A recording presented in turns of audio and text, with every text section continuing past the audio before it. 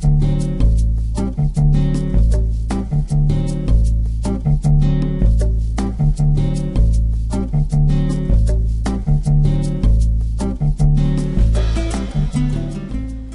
morning, everyone. Welcome to the Stock Market Morning Prep video for Thursday, May 28th. Well, we got that retracement rally that we were looking for. I mentioned that yesterday's video, that we should be looking for a little bit of a bump up, and we did get that. We really got a good push up in the Qs and also the technology sector. AVGO looking to buy Broadcom Technologies, which is a very large acquisition in the semiconductor field.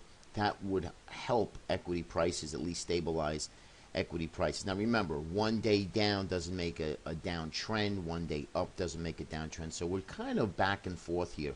Markets in the pre-market session are red. Dow's futures are down 48. Is that going to hold? No one knows. But as you remember, the last several sessions, or actually the last few weeks, we had markets without memory. We went up and down, really going nowhere.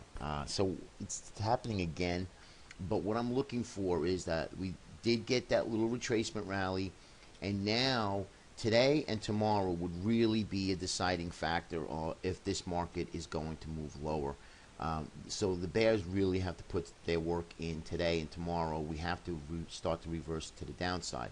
I think it would be a healthy correction if we were to do so without markets just continually going up. Remember, when it does happen, meaning a sell-off that's going to occur, because it's inevitable, it's going to be nasty, and that's going to hurt a lot of people. And that's why I say having, small corrections, stair-step lower, orderly pullbacks are healthy, but we just don't have orderly pullbacks. We don't even have a pullback. We have a 2 or 3 day pullback, and that's it, and then we just move higher. So not a good sign. But when you have a lot of these cracks, such as the transportation sector moving lower below the 200-day moving average, the IWMs, which the Russell, showing signs of weakness, that's not what you want with leaders starting to move lower. Now, we also do have something also that's a good thing, is the bonds. Bonds are starting to roll over, and I said that bonds are in a topping process for this year. I do believe so, after a long bull run. That will help bid equities up, because we'll have money rotating out of bonds and into equities. So, but that's also a process. So I do see that the markets are looking to move lower in the next several weeks. We are coming into choppy to slightly lower equity prices going into the summer. So that's something that should be of a concern if you are a swing trader or a longer-term investor. I wouldn't be buying anything at these levels. I'd be looking for weakness to buy into, good quality companies. Okay, real quick, let's just go through the indexes and just show you where we are. Again, we have taken back the gains and the losses, the previous day. Now we're back up here again, one day. So now we need to really see where we go from here. As you can see, so one day down, one day up. Now we need to solidify a direction and just trade that direction for the day. All right, so right now I'm in neutral stance here, looking to see which way this market is headed.